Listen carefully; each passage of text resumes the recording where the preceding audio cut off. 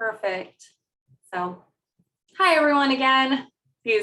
Long time no see from last week. So, again, if you were not here last week, my name is Kelsey Hancock. I'm the Clients' Rights Advocate through the Office of Clients' Rights Advocacy with Disability Rights California. And this week I have a co-presenter, Jasbir. Jasbir, do you want to introduce yourself? Hi everyone, my name is Jasbir Sumal and I work with Kelsey and OCRA, and I'm happy to be here to present. Thank you. Perfect. So I will share my screen and we will get started on Regional Center Services.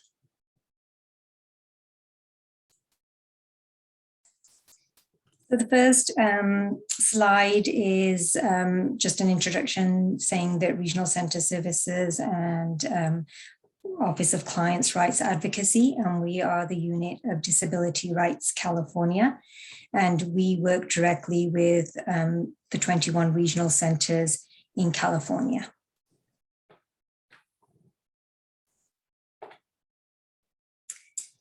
The second slide is an overview of the services that are provided by the regional centers. The Letterman Act establishes the regional center system. It is intended to give people with developmental disabilities the right to services and supports that will allow individuals to more normal and independent lives. And the regional centers also administer the Early Start Intervention Services Act, known as Early Start, and that is for children, babies from the age of 0 to 2 years. The Early Start eligibility, there are 2 points for that. The first one is to be eligible, you have to have a developmental delay in one or more of the following areas: cognitive development, physical or motor development, communication development, social or emotional development, or adaptive development. And the other eligibility is or have an established risk condition such as Down syndrome or Angelman's syndrome. Great. So that was for eligibility for children under 3 years old. So these 4 eligibility services that are brand new, that just came out last year, is provisional eligibility, and that is for children 3 to 4 years old. So any child under 5. Provisional eligibility is part of the eligibility process is that the child has to have a developmental disability, but you're not required to fit into the 5 standard eligibility categories that are under Letterman Act.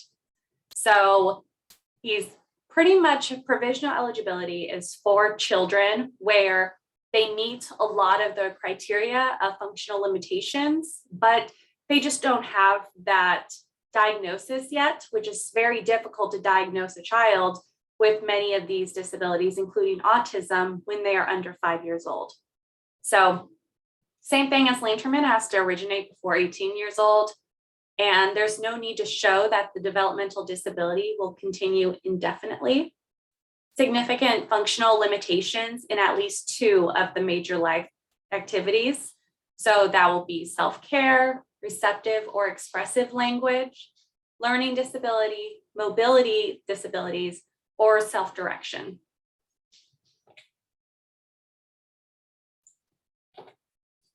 So finally, Letterman eligibility, that is for anybody that is over 3 years old, he's into adulthood. So when we're talking about the 5 categories before, is that you did not need to meet those categories under provisional, but under Letterman, you do. It would be autism, epilepsy, cerebral palsy, mental retardation, or a condition similar that is requiring similar treatment. So that would typically be under 5th category when there is not exactly a diagnosis that fits in there, but you have a diagnosis that he's pretty much requires similar treatment. He's again has to originate prior to age 18 years old, and it has to be substantially disabling, expected to last indefinitely, which is different than provisional eligibility. And it doesn't have to solely be physical, learning, or solely psychiatric. So a lot of the Lanterman eligibility comes from substantially disabling and what that means. So when you're talking about substantially disabling, you're looking at significant functional limitations in 3 or more of the following areas. It's going to be the same thing as with provisional and early start, which is self-care, receptive and expressive language, learning, mobility, self-direction. However, part of this also includes functional limitations for adults, which includes the capacity for independent living and economic self-sufficiency. So they will be looking at these categories when they are reviewing eligibility for an adult.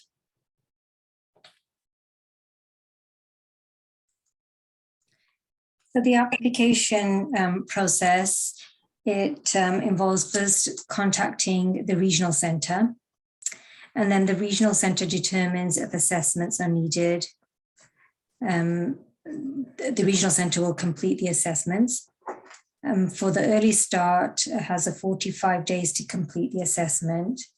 The Lanterman has 120 days to complete the assessment, or 60 days if 120 days could cause delays in development, health, or a more restrictive placement.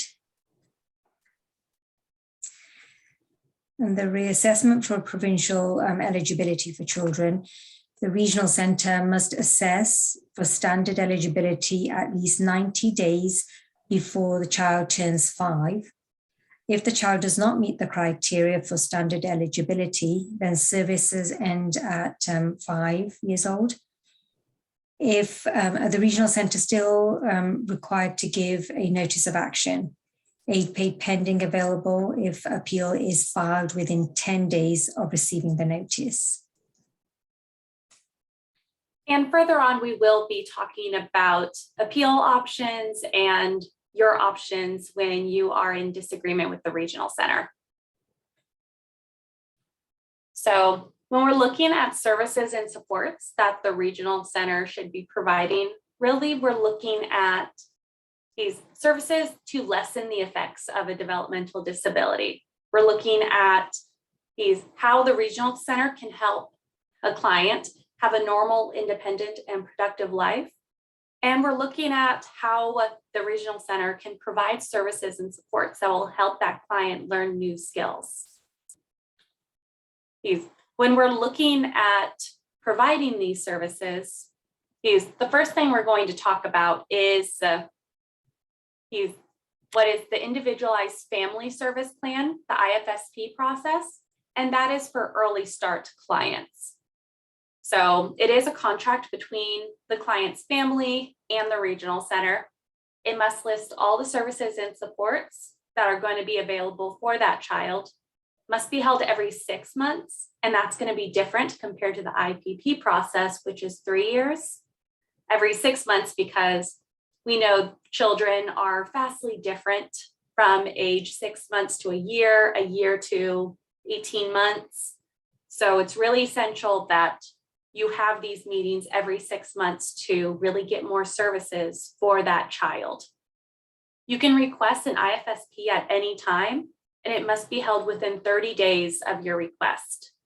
So, for example, there are new concerns that are coming up, and you're seeing some developmental disabilities or some delays in other areas that were not essentially found. So you want to go back, have another meeting to say, hey, before we didn't realize my child was having a speech delay. Now I want speech services. For IFSP, it's again for children 0 to 3 years old, And this really includes family statements, present levels of functioning for that child, expected developmental outcomes, expected family outcomes, list of services, and this should include the duration of the services, how long they're going to last, frequency, how often they're going to last, location of these services, where are they going to be held, funding sources, and projected initiation date.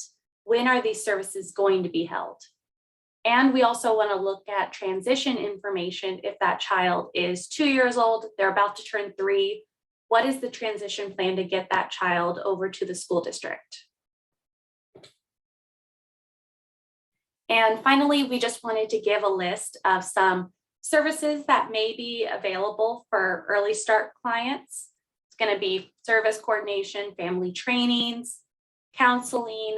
We're looking at occupational therapy, physical therapy, psychological services. And what we're also going to look at is medical services for diagnoses and evaluations only. So it's going to be a diagnosis or an evaluation to observe a child for autism or observe a child for cerebral palsy. The point is to try and get a diagnosis for this child. It can also include durable medical equipment, vision, or any other health service that that child is going to need.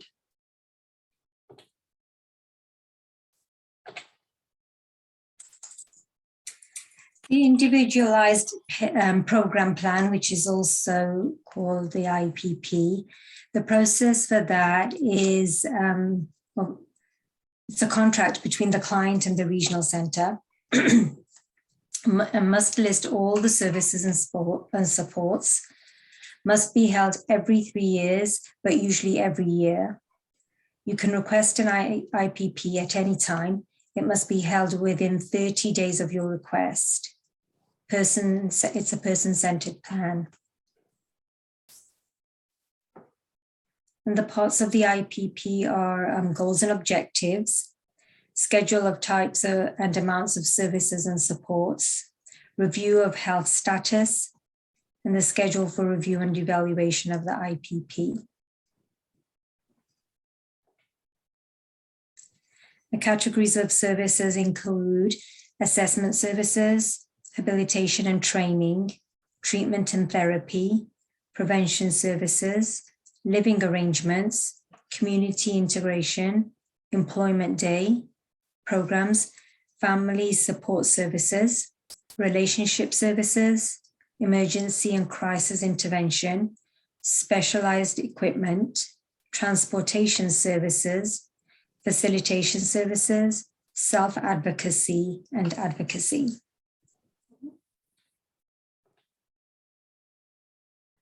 And I forgot to say this in the beginning, but if anyone has any questions while we're going through this, please feel free to put them in the chat or raise your hand in the function and we'll be able to answer throughout.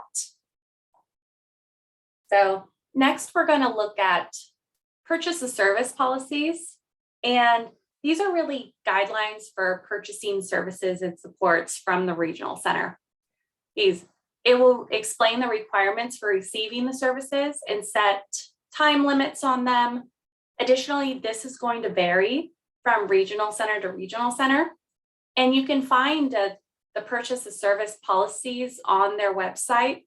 So if you are a Alta Regional Service Coordinator, you can look on Alta Regional's website to find these purchase of service policies. It must be cost effective, and additionally can only request payment from parents for some services. So really when we're looking at this, it's such as daycare services or maybe a portion of a 24-hour out-of-home care for minors. But essentially all other services should be at no cost to the parents. Additionally, when we're looking at the family cost participation program, this would apply to families with children between the ages of 0 to 17 who live at home and they do not receive Medi-Cal and have a certain income. So charges may apply for respite or daycare providers. Obviously, this is going to be information that would be discussed in an IPP. And if you ever have questions or feel that the cost to the family is too great, or you have questions about it, you can always reach out to our office and we can assist in that manner. When we're talking about securing services, we really want to look at the regional center must investigate and use creative, innovative ways to meet the family's needs and keep the child in the family home, because that is the main priority. Sometimes our issues come because we feel that the regional center is not creative enough. And that's where a lot of families will call our office to talk about ways in which we can help get those creative juices flowing, apparently. Overall, there should be no gaps in services. You shouldn't have a service have to wait many, many months in order to get another one. It is the regional center's responsibility to ensure that all services are being provided according to the IPP or the IFSP.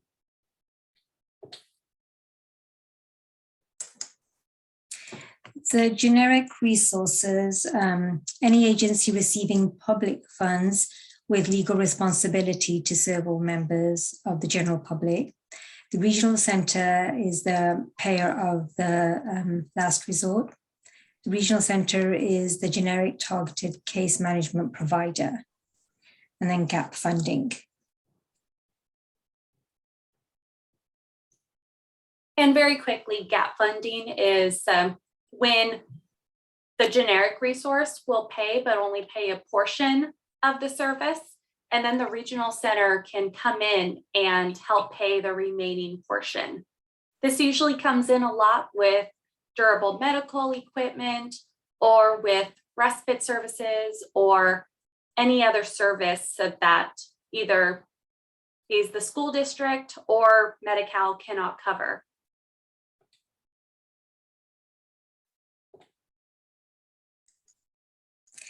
And the use of the generics are regional centers are prohibited from purchasing any service that would otherwise be available from Medi-Cal, Medicare, in-home support services or IHSS, California Children's Services, school districts, private insurance, or a healthcare service plan.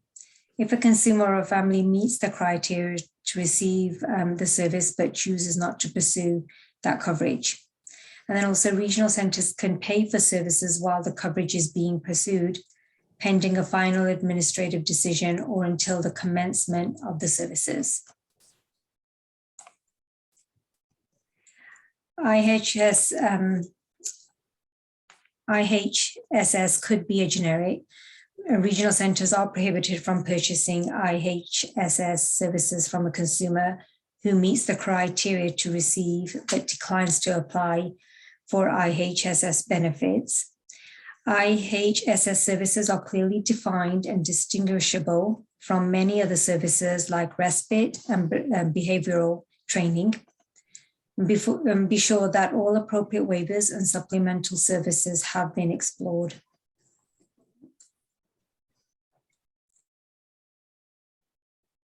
So when we're looking at regional center, the new issue that is coming up.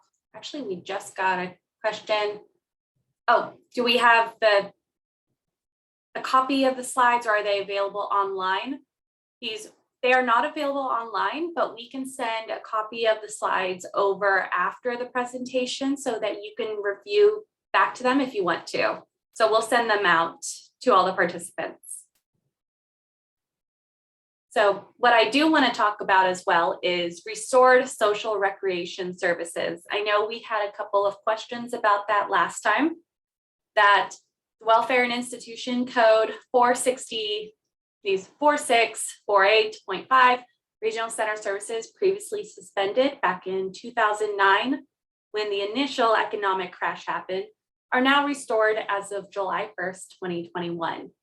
Now, these services include camp, social recreation, educational services, non-medical therapies, related travel expenses, and authorizations with exceptions. So they're going to be authorized with exceptions. Most of the regional centers going through have already put in and started adding these to IPPs and adding them. So we've seen ones for swim lessons, adaptive swim lessons, other sport, these assistant therapies. When we're looking at non-medical therapies, it could be something like art therapy, where maybe your child is nonverbal, but they love coloring. So it's a great option to ask for maybe art therapy, where they can paint in a classroom and it really helps with their motorized skills for their hands, but also letting their creative side show.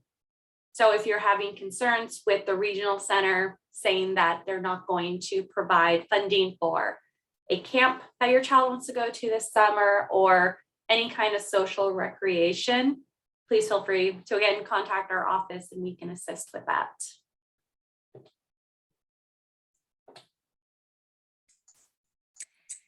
About the respite, respite services are non-medical care and supervision provided in the client's own home for a regional center client.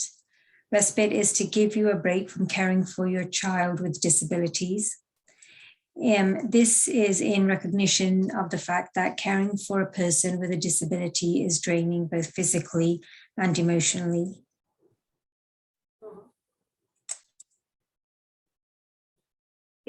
So the issue that came up a lot with questions last time was the self-determination program. Sorry, one second.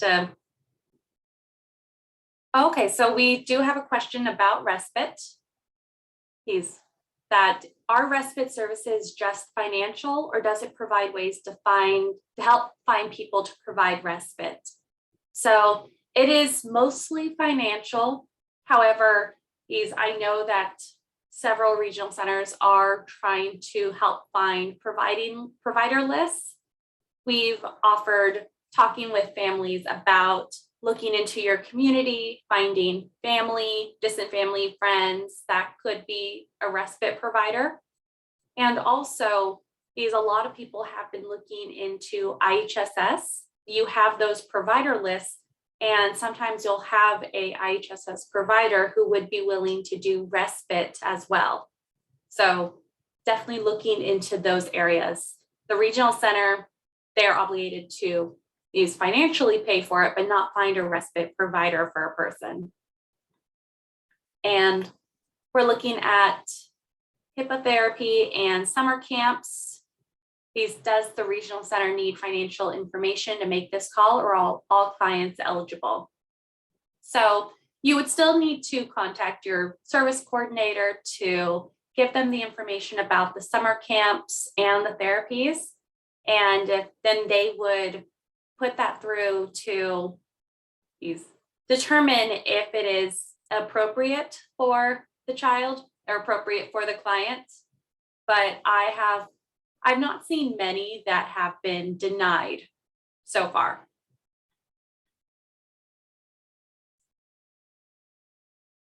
So for the self-determination program, really it is about freedom, that the client can plan their own life, make their own decisions. Authority, that client will decide how money is spent for their services and supports. They can pick the people that support them and help them live, work, and play in their community. And they really make decisions in their life, including being accountable for using public money and accept a valued role in the community. And we're also looking at the most important person when making plans is yourself. That client is the decision maker about their services. When we're looking at self-determination, pretty much the eligibility is that the client or the family member must have developmental disability, they receive regional center services, or they are a brand new regional center consumer and are eligible for services. They live at home or in the community, or they're transitioning into the community. So this would not be available for clients that are currently in developmental centers. They would have to be transitioning into the community, and they would have to be a responsible participant, which means that it's either the client or the client's family member that they are responsible for the funding and for finding the provider. So I got another question that somebody said that we are currently working with the school for transition to an IEP. Are there any services that would be eligible via the regional center, and how would we know what? So if you're talking about these small children that are going to be transitioning into an IEP through the school district when they are 3 years old, typically the vast majority of services are going to be through the school district. However, we've been seeing, because of the pandemic, that some school districts are bare bones in their services and their staffing.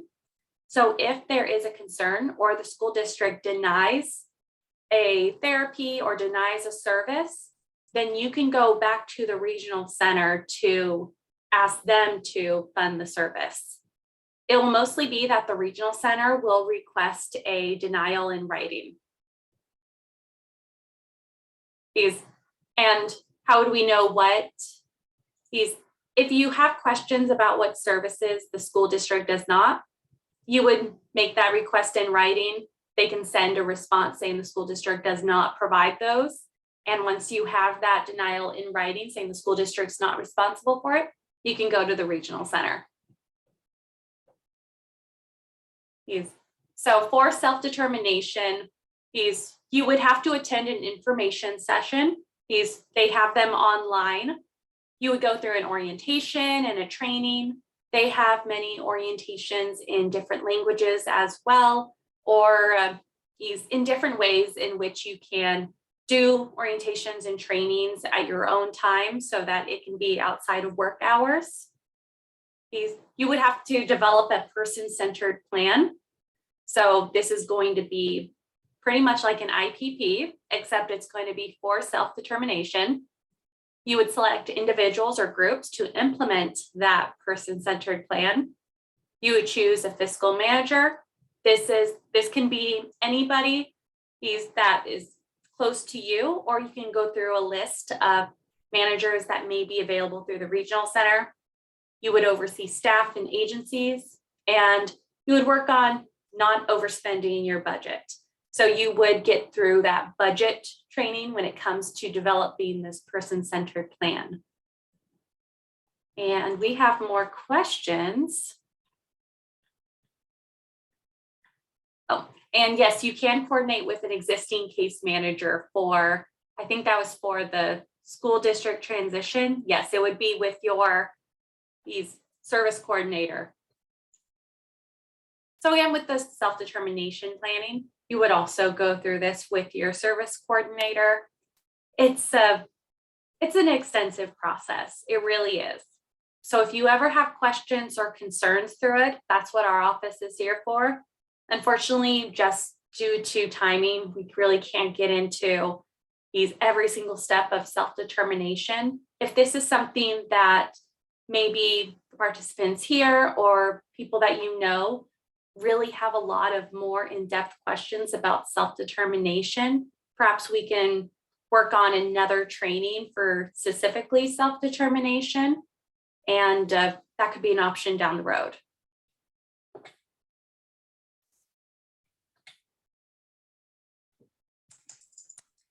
So on this slide talks about the role of the regional center in transition. During the exit years, which is the age of 18 to 22, assist in encouraging other agencies to attend the IEP and the ITP meetings, assist family members to explore adult agencies, tour them so families and students can make informed decisions, service coordinators attending every IEP for transition and assisting with the smooth transition to the adult service system. And the transition and services include special living arrangements, supported employment, mental health services, follow-along services, adaptive equipment and supplies, community integration services, daily living skills, and travel training. And just to clarify, these would be services that are outside of the school district. So a lot of independent living services would go through the school district as well. However, for many of these school districts, these just don't have the staff or the resources to provide this transition. So you can always reach out to your regional center again. Get that handy little denial and say the school doesn't offer this. This is what we're asking for. And this is when you would go to the regional center for more transition services. Oh, sorry. We do want to clarify, this is exiting through the school district. So when you are exiting the school district and going back into the adult system of the regional center. Sorry, that was our mistake. We should have worded that a little better.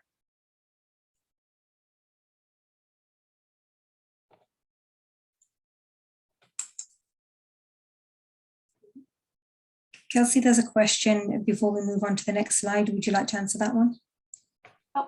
Do clients exit at 22? Oh, I thought it was like yes, I did just to answer that. Just that one? Clients, okay. Yes, clients do not exit the regional center. We were talking about exit through the school district to transition into adulthood.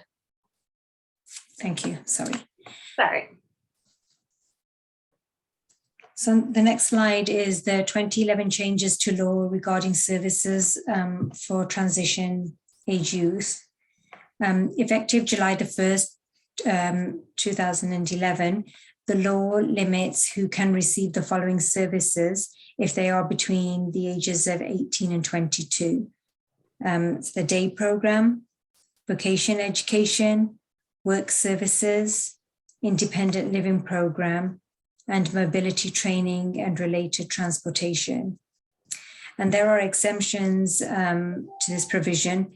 So be sure to consult an expert in this area of law if you have any questions. Mm-hmm. And to clarify, the reason they limit that the regional center should not provide some of these services is because the law has determined that the school district should be the one providing many of these services.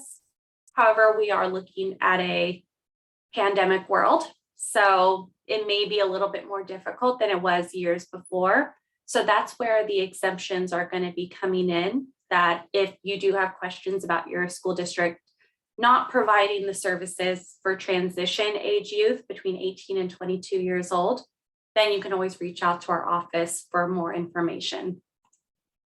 And we have a question here. Can you explain how someone moving into California should enroll with the regional center and/or county for IHSS, ILS, and any other help available? So great question. If you are moving into California, once you have shown residency, then you can call the regional center. Ask for an intake. And from that point, they will have an intake specialist who will interview the client and provide the services needed to start the process to enroll into the regional center. They'll go through the eligibility to determine if the eligible client is eligible for the services. Additionally, county for IHSS services. If through the regional center, Medi-Cal is made available, then you can apply for IHSS. Most of the time, ILS will be independent living services. If it's between 18 and 22, will be through a school district, or you can always reach out to the regional center as well.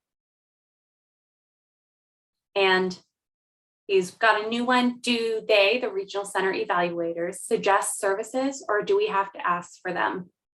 So they should suggest services, but I've had many talks with families where it was not done. So I suggest they are supposed to, but do your own research. That if you have questions, reach out to our office. We can provide more information. Additionally, later on, we're going to show you our publications, and it has a list of services that may be made available to you. So you can always look them up yourself and ask. Sometimes when it comes to the regional center, we've learned that the squeaky wheel gets the grease. So be squeaky.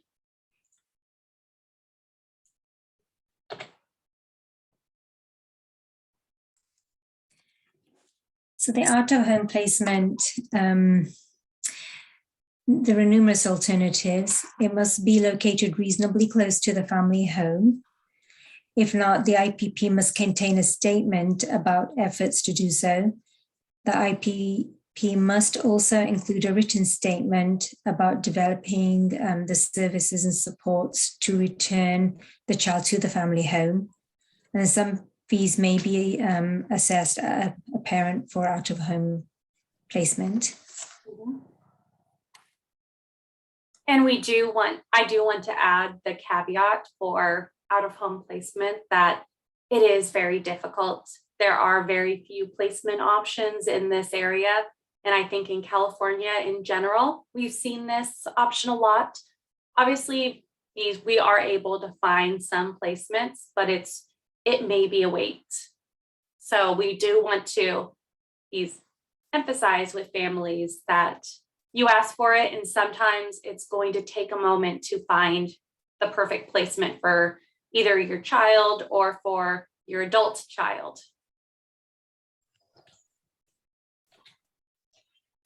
the port and draw, please.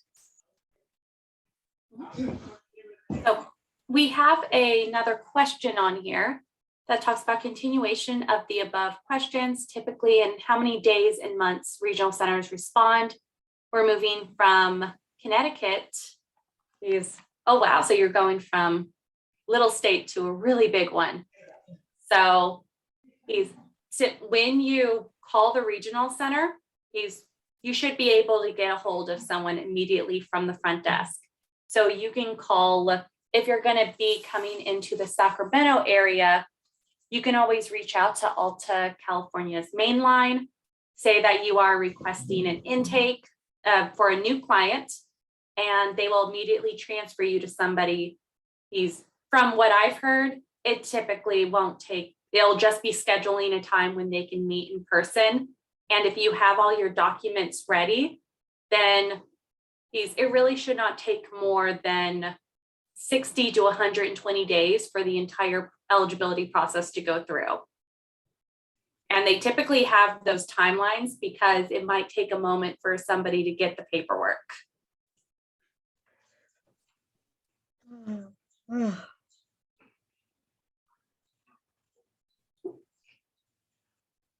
I think we're done with questions for the moment. Jasbir, if you want to finish your last one.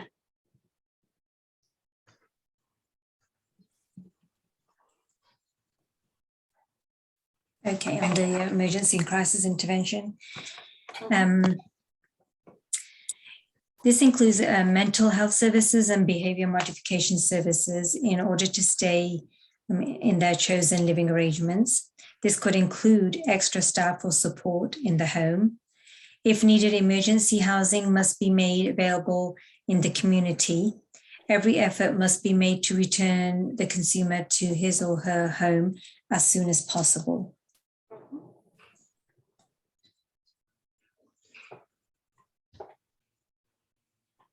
Okay, and we'll answer a few questions. Is there a transition from DDS Connecticut to California?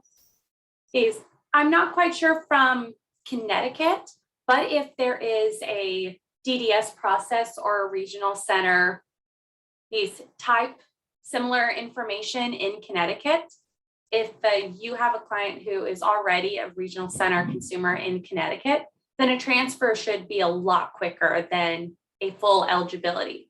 So you can always reach out to Alta Regional Center or whichever regional center you're going to be moving into to determine if this is going to be a transfer process or a new eligibility process. So Next, we're going to talk about the Regional Center fair hearing process.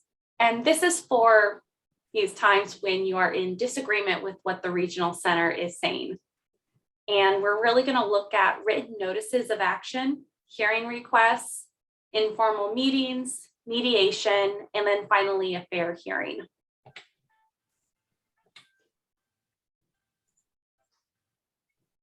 Okay, so for a written notice of action, if you disagree with the Regional Center decision, you have the following rights. So you have the right to have a notice of that decision. So they have to have something in writing specifically saying, we are making this decision. And from that notice, the notice should include your hearing rights. It should include the phone number and the contact information on where you should reach out if you do not agree and where you can file an appeal. You have the right to have an authorized representative, and that could be that could be an attorney like me, or it could be any other client's rights advocate or any other advocate that can help assist you. You have the right to examine the agency's file about the client. So you were a Regional Center consumer and find out that you are no longer eligible. So you have the right to look at that file that they have on you. Where do they have the assessments that they performed? You have the right to look at that assessment. You have the right to examine the records that they used in making the decision. And a lot of times it's going to be an assessment, such as you have a child that's about to turn 3. You believe that child should go from early start to Lanterman services. And they say, no, your child's no longer eligible. We plan to terminate early start services at 3 years old. So you have the right to look at what the agency used to make that decision. Additionally, you have the right to a timely and adequate hearing. And I'll give you all the timelines, notices, and everything, but these rights must be included in a notice of action. The concern that I see a lot is for especially early start families that are brand new to the system, do not know a lot of these rights, where they will ask for a service, be told no, and nothing ever comes of it. Many of them are not aware that you have the right to appeal anytime they say no.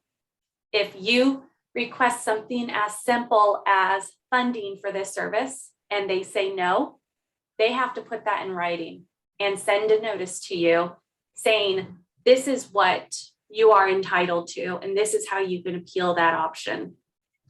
Because if you are making these requests and getting no's, but you're not getting these notices, feel free to reach out to our office. Again, I've done it many times where I've sent strongly worded emails as a reminder that you have to let parents know about their rights.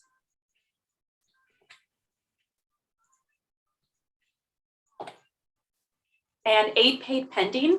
This is when you appeal a reduction or a cancellation of services within 10 days of the receipt of the notice of action. If you do that, your services have to continue throughout the appeal process. We say 10 days, but a lot of the times when they send the notice, it'll be sent through the mail. And by law, there's a 5-day mailing period. So if you get something that is dated on the 10th, May 10th, but then you don't get it until the 13th, they add an extra 5 days. So your time is not up on May 20th. Technically, your time is up on May 25th. So sometimes I'd like to give that little tidbit to families and give them a little extra time. So the first process of when you disagree with the regional center is having an informal meeting. Now, this could be a meeting between you, your rep, and your representative, if you have one, and the regional center representative. Purpose is to see about resolving the issue, or at least clarify or reduce the disagreement prior to hearing. So this is really something that is very informal. It's supposed to be He's really a collaborative approach. The decision will go into effect 10 days after the meeting. So if you come to an agreement at something at the informal meeting, then that decision will go into effect within 10 days.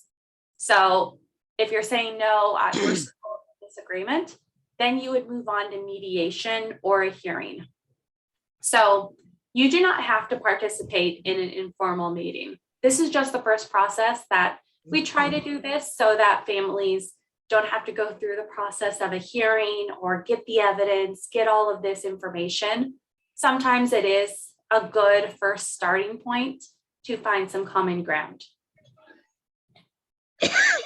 So the next step, mediation. So mediation is an independent trained mediator who will informally meet with the client and their family and meet with the regional center representative. So a mediator is normally in this area, an administrative law judge who works as a mediator just for that time period. This person would also not be the same judge you would get later on. They're just a judge who sometimes does mediations here and there. So a mediator, they're not there to make a decision. They're not there to say this person's right and this person's wrong. They're there to help find a common ground and see if they can bring up some solutions. They have no power to force an agreement. They have no power to tell the regional center, hey, you really should be doing this, do it now. They just don't. If you do reach an agreement at mediation, you would sign a private agreement and the appeal process would stop. So if you come to an agreement at mediation, great. They would send you paperwork, you would sign it saying this is what we agreed to. And then from that point on, regional center will reach out to the hearing representative, let them know that we're no longer going to hearing, we made an agreement at mediation. If you do not reach an agreement, then you would proceed to fair hearing. So neither you or the regional center have to participate in mediation. So you can decide that you don't even want to go to mediation. You can go straight to hearing. But we always suggest to try mediation at least, because at least you'll get an idea of what the regional center's argument would be. So that's helpful.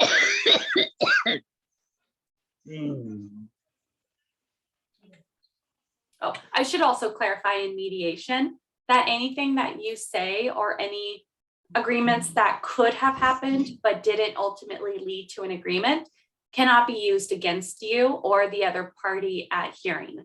So if they suggest something or they concede that, hey, we should have done this, but nothing's in writing, you can't use that against them in hearing, and they cannot use anything that you say at that mediation against you later on. So finally, fair hearing. This is where both parties will come together. It must take place within 50 days. It's 30 days for early start. So be wary that if you have family or if you are an early start parent, these 30 days, it'll come up quick. So it's 50 days of your hearing request, unless the delay is requested for good cause. And frankly, we usually always have good cause. I've never been denied one. Especially because it comes up so quickly. A lot of the issues that we come up with now is, oh, we don't have this witness that plans to testify, or a document is being delayed because somebody's not in the office at the moment. Very typical, and we've seen it many times. So 5 days before a hearing, you and the regional center have to exchange your exhibits and list of witnesses. And what this means, exhibits and witnesses, is what documents do you have that support your claim? So you are saying that you have a family member that is eligible for regional center services. So for example, some of your exhibits can include an IEP from their school district. It could include a doctor's assessment that was done on them last year. It could be any family member, friend that noticed issues or can attest to a delay in developmental delay. They could write, they could be there as a witness to testify if they want to, but typically that's what your exhibits are going to be. Then finally, a hearing is held before an administrative law judge. So this is going to be from the Office of Administrative Hearings. The judge will issue a written decision within 10 days at the end of the hearing. So it's not like on TV where you get a decision right then and there after you make your arguments. They will send out a written decision within 10 days.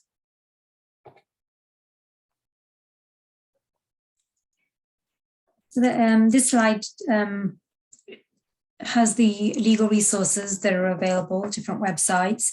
There's our website, the Disability Rights of California, and the Office of Administrative Hearings, California Code of Regulations, and then the California laws at VinLaw.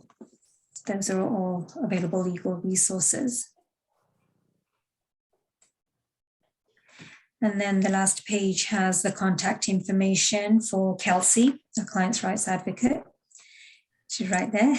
And assistant client's rights advocate, Clara, her phone number is also provided as well, if you would like to contact Office of Clients' Rights Advocacy.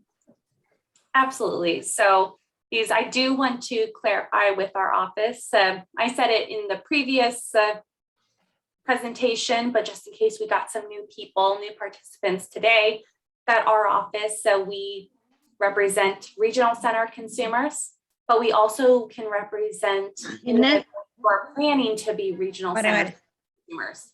So if you are trying to be a regional centered consumer and have been denied, or there's something going on with the eligibility concern, you can reach out to us and we can assist in that manner.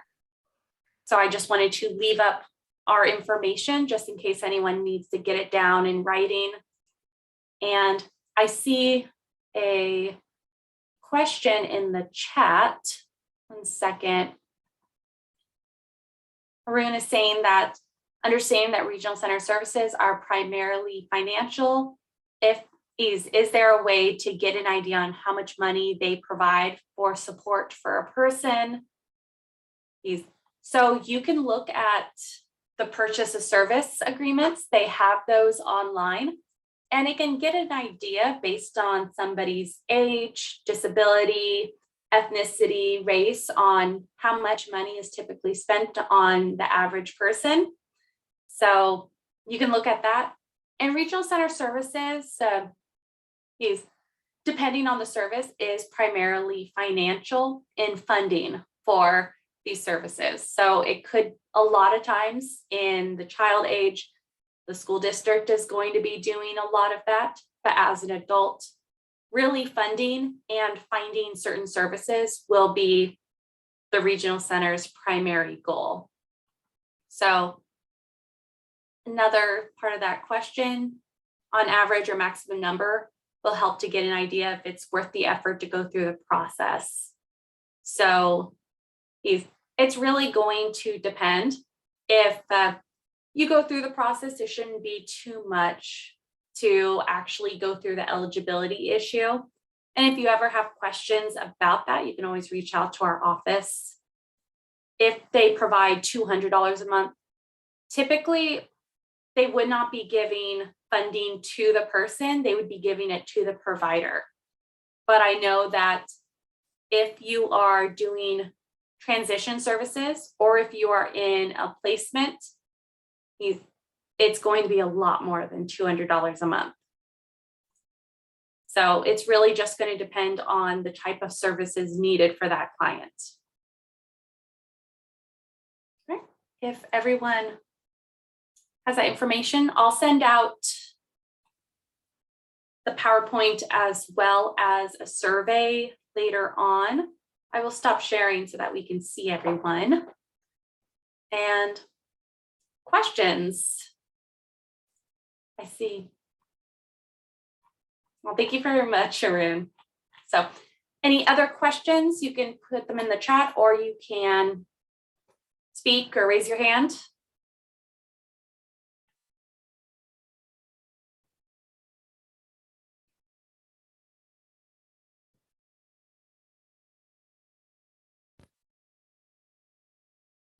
If we have everyone here,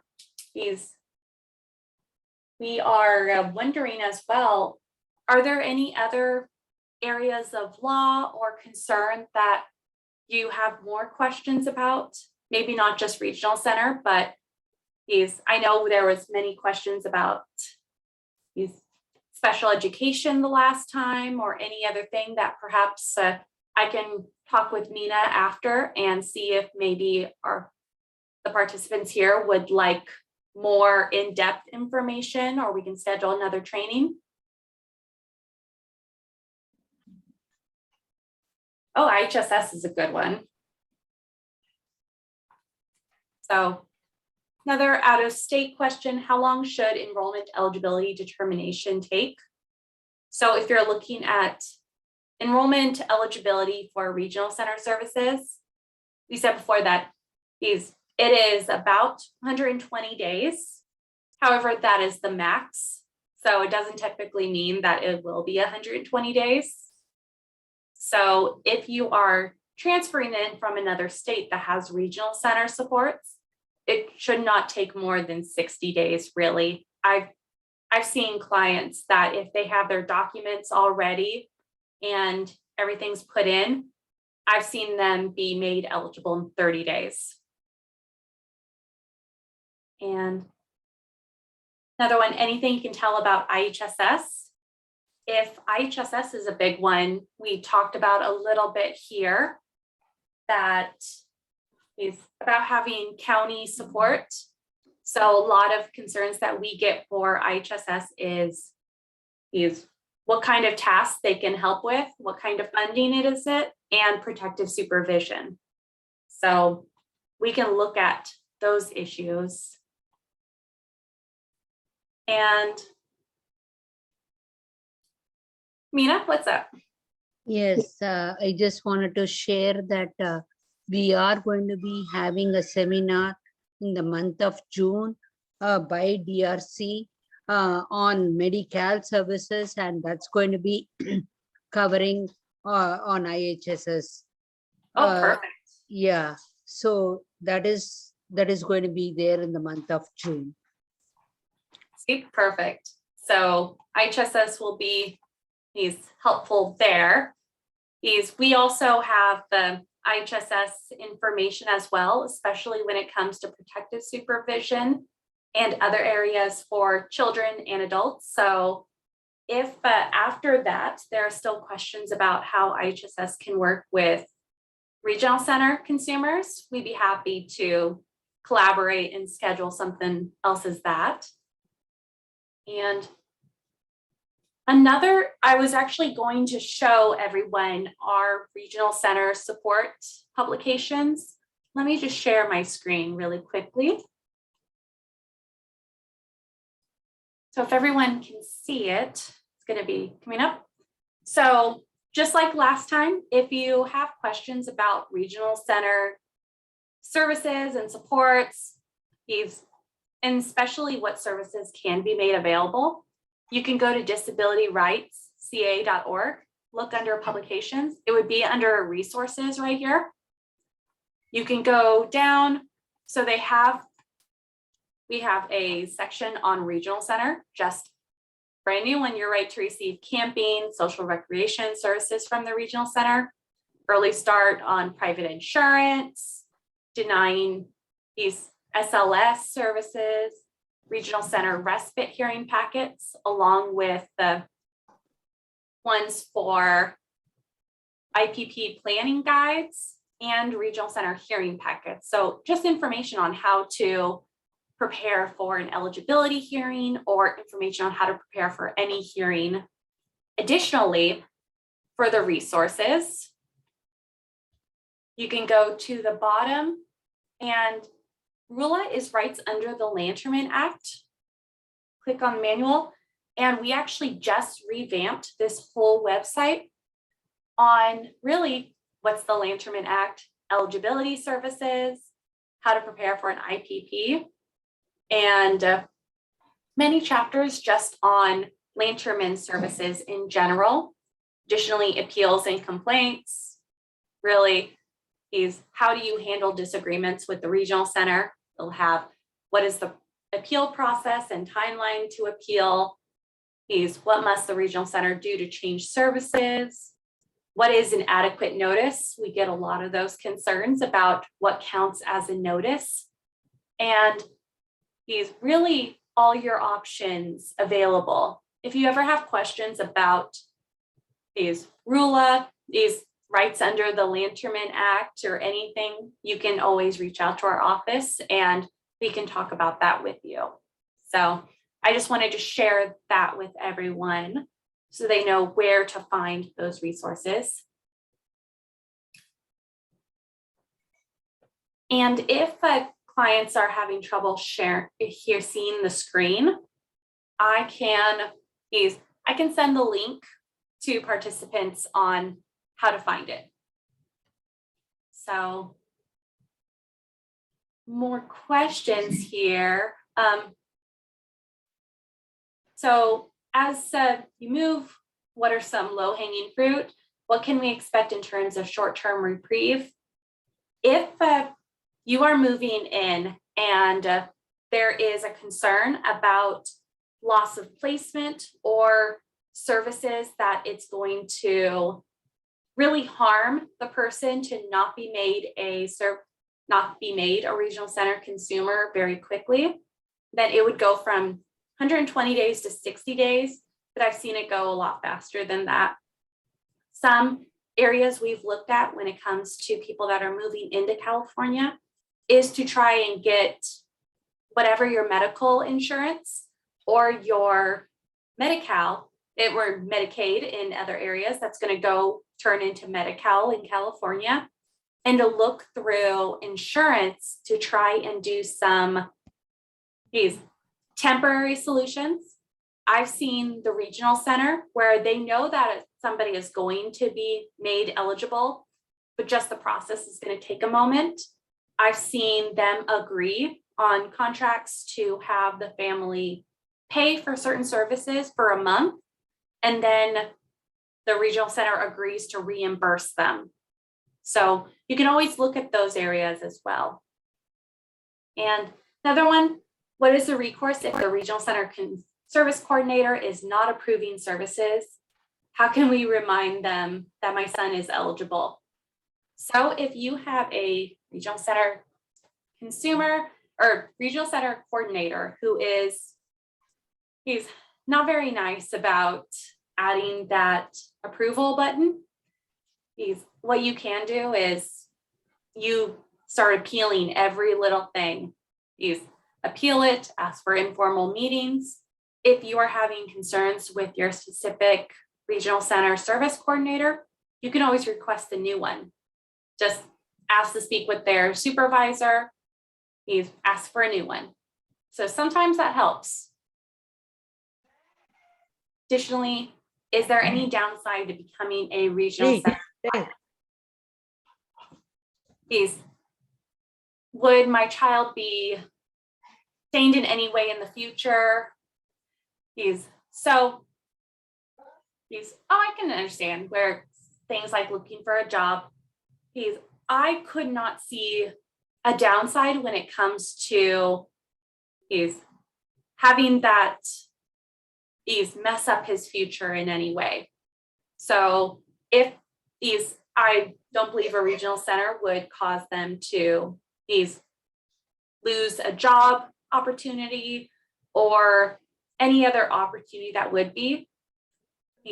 I would think if I'm really trying to think of a way is the only concern would be some medical information that if somebody is a regional center client and they go and have medical treatment, some doctors have the concern about allowing that person to consent to their own medical treatment. And they could possibly ask that a power of attorney or a service coordinator from the regional center help assess that person on whether or not they can consent to medical treatment. That's the only area where I have seen some concerns, but it's normally by speaking with the doctor and reminding them of consent laws that they are pretty good at realizing that just because you're a regional center consumer doesn't mean you lose consent powers. So,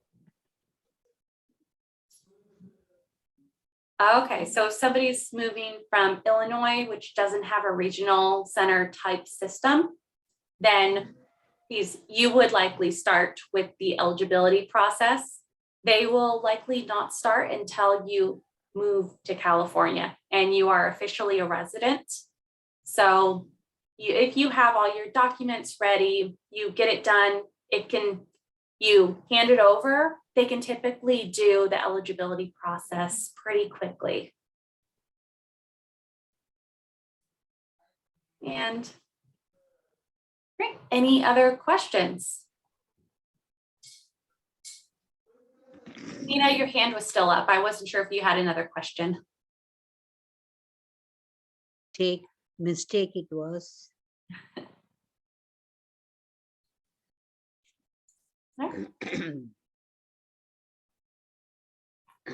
Any other questions, concerns? I saw possible IHSS, maybe special education. What I can do is we can reach out with surveys. And if you have questions or you're looking into another area where maybe you'd want some more in-depth information, then I can always follow up with Mina and we can possibly schedule more trainings down the road. Sounds good, Kelsey. I thank everyone for joining and thank you, Kelsey and Jaspir. Looking forward meeting you both in person soon. Yes, and anyone who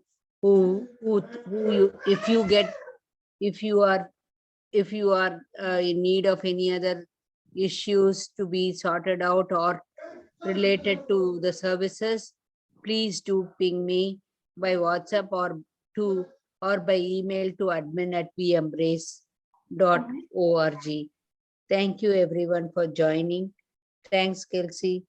Do you think? Thank you. Yep. Thank you, everyone. Okay. Bye-bye. Bye. Thank you. Bye-bye. Bye.